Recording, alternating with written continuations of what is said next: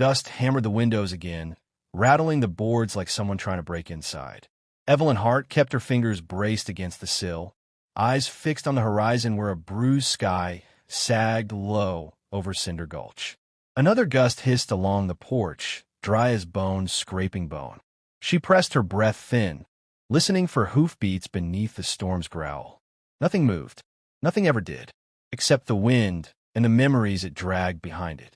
A lantern swayed above her table, its flame folding itself sideways as if trying to escape the dark.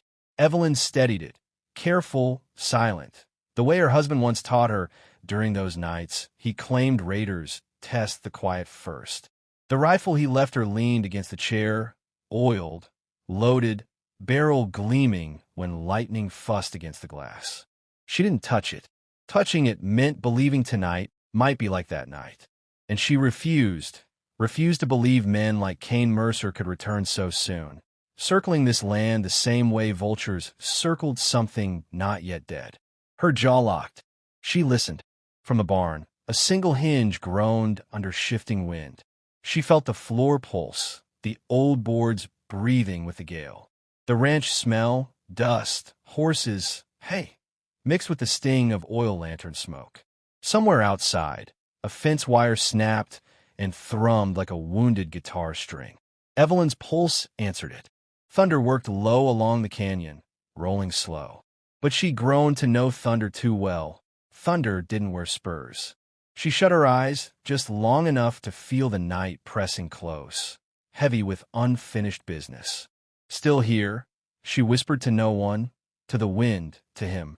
A flash lit the desert edge, showing the far ridge, the place where her husband's blood once dried into hard soil.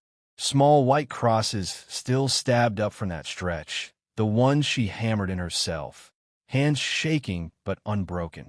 Folks in Cinder Gulch stopped coming by after the burial, choosing silence instead of sympathy.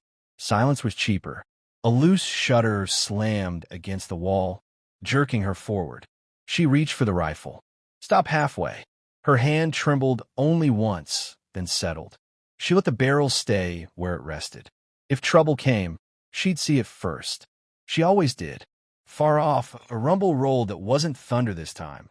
Hooves dragging slow along gravel. Evelyn stepped to the door, fingers to the latch, breath caged in her chest.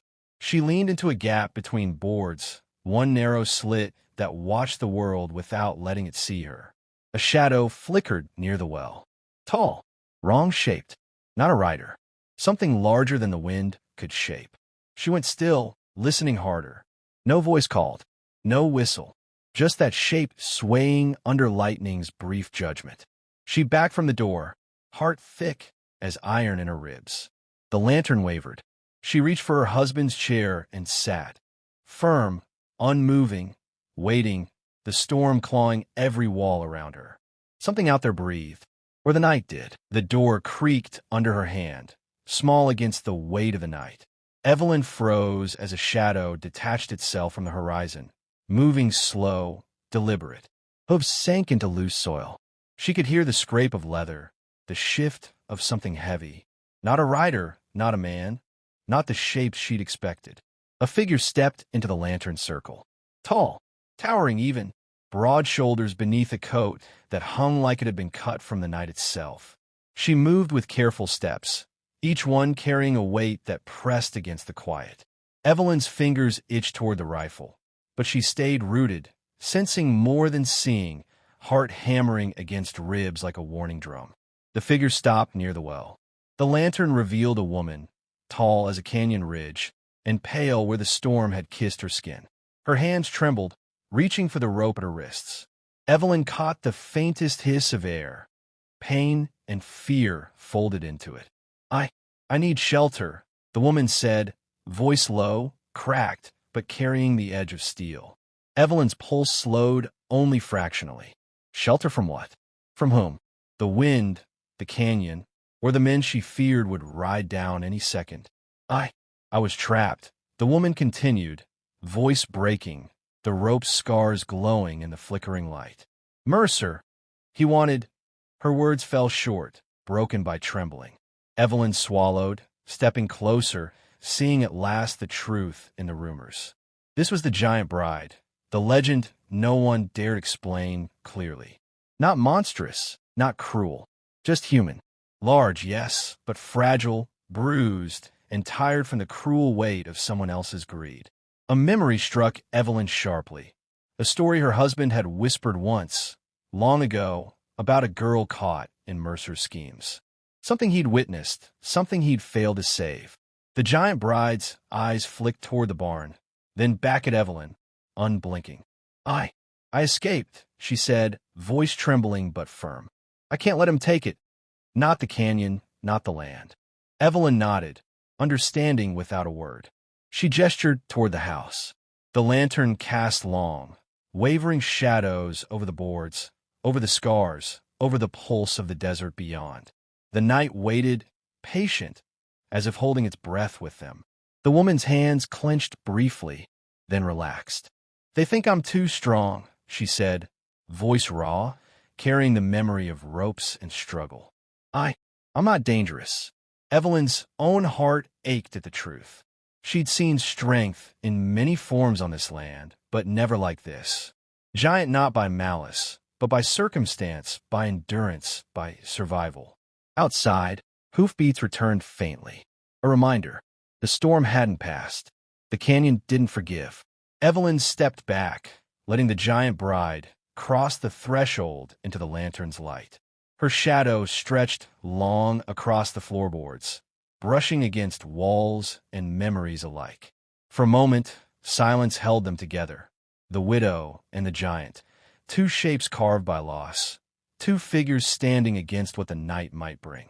And then the wind shifted, carrying a distant, ominous scrape across the gravel, whispering that the real test had just begun. The moon hung low, a swollen copper disk over the ridge, painting the desert ash-gray. Hooves pounded against loose gravel, echoing like distant thunder. Evelyn crouched behind the barn's battered wall, rifle ready, pulse hammering with every step the riders took. Shadows danced across the corrugated metal roof, long and spindly as skeletal fingers. Clara, the giant bride, moved beside her, silent, careful. Her height made her visible even in darkness, but she carried herself like part of the night itself, blending with the barn's edges. Her hands flexed over the ropes of the barn door, ready to swing it free at the right moment. A rider's lantern swung into view near the corral. Evelyn pressed the rifle closer, breath caught but didn't fire. Not yet. She felt Clara's weight shift behind her, sensed the storm of strength coiled in her limbs. One wrong move, and the canyon would know terror. A low whistle sounded from the far ridge, Mercer's men trying to flank the barn. Evelyn's eyes darted across the yard. Barrels tipped with rope, loose boards ready to crash. Clara's hand shot out, yanking a thick door from its hinges. It swung with a roar, crashing into the nearest horse. The animal bolted, kicking and screaming, sending a rider sprawling across the dust. The others hesitated, confusion snapping at their senses. Evelyn seized the moment, aiming where the moonlight hit their glinting spurs. The rifle barked, loud in the still night. Echoes bounced off the canyon walls, making it sound like half a dozen rifles, not one. Clara grabbed a lantern from the porch and swung it across the yard, scattering more shadows and further blinding the men. Dust rose in waves, swallowing the sound of hoofbeats. Evelyn felt the wind carry fragments of voices, curses swallowed by the canyon's mouth. A horse reared too close, its rider reaching for a gun. Clara moved with impossible speed, catching the horse's reins and pulling it sideways, unseating the rider. The thud of him hitting dirt sounded final, though Evelyn didn't look. She trusted Clara's instincts. They had survived this far together. Another rider came from behind the fence, dagger of moonlight catching his eyes. Evelyn's rifle barked again. Clara's shadow fell over him, tall and unyielding, as she shoved him to the ground with a single heave. No one spoke. Not mercy, not surrender. Only the wind carrying dust and ash, the moan of a distant canyon, and the sound of hearts pounding in two women who had learned long ago that survival was more than strength. It was timing, patience, and daring. Evelyn pressed herself against the barn wall, letting the echoes fade. The yard was chaos, but not theirs. Not yet. She could see the fear beginning to flicker across Mercer's men. Hesitation where there had been certainty. The night was theirs for now, and through it all, the copper moon hung silent and watchful, bearing witness to a battle that the canyon would whisper of for years. Of a widow, a giant bride, and the night guns sang ash and thunder. Mercer's boots crunched over scorched gravel, each step a hammer striking the canyon silence. The wind whipped loose dust around him, curling like smoke from a fire not yet kindled. Evelyn's hand rested on the rifle, knuckles white, while Clara stood beside her, towering and steady, shadow stretching long across the ridge. "You don't belong here," Mercer spat, voice rough as the canyon walls. "Step aside, and I'll make it easy." Evelyn's eyes narrowed. She lifted the deed she had hidden in her coat, letting the faint moonlight catch its edges. The paper gleamed like a promise forged in blood and law, the true ownership of the land Mercer thought he could steal. Clara flexed her hands at her sides, silent, like a coiled giant ready to strike. Her eyes held the weight of every forced contract, every rope burn, every whispered plea no one had ever heard. Mercer sneered and drew a pistol, the metal flash stark against the copper sky. Evelyn's finger hovered over the trigger. The wind carried his heartbeat closer, pounding in her ears. Then came the sharp sound of hooves, not his, not any of his men's.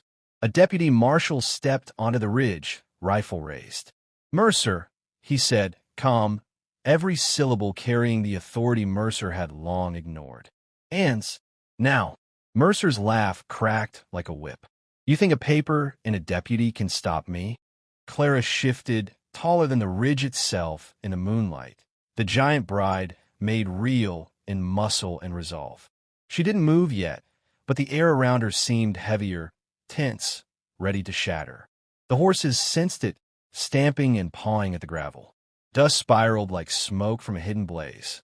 Evelyn stepped forward, voice steady, carrying the echo of every loss, every fight, every silent night she'd spent waiting for someone to do what was right. "This land is ours, by law, by honor, by every hand that bled to protect it." Mercer's pistol wavered, and for the first time, uncertainty flashed across his face. Clara's shadow moved impossibly fast, cutting between him and any escape. He stumbled, tripping over his own rage, and the marshal seized him, cuffs snapping tight. Evelyn sank to her knees beside the canyon's edge, letting the tension unravel, letting her breath catch and fall in rhythm with the night. Clara bent slightly, brushing dust from her coat, eyes scanning the horizon, aware that danger still lingered in the canyon shadows. The copper sky lightened toward dawn, revealing the ridge scorched by conflict and shadowed by legend. The night had been won not with fear, not with blood, but with courage, timing, and a strength that was quiet until called upon. The old storyteller would lean close and whisper, "Some say giants walk the west. But I tell you, it's courage that casts the longest shadow." And for generations, children would hear of Evelyn and Clara, the widow and the giant bride, standing tall against the storm, against Mercer, and against a land that tested them both. Their story became the canyon's voice, a reminder that true strength is measured not in height, nor in guns, but in the will to stand when all else falls away.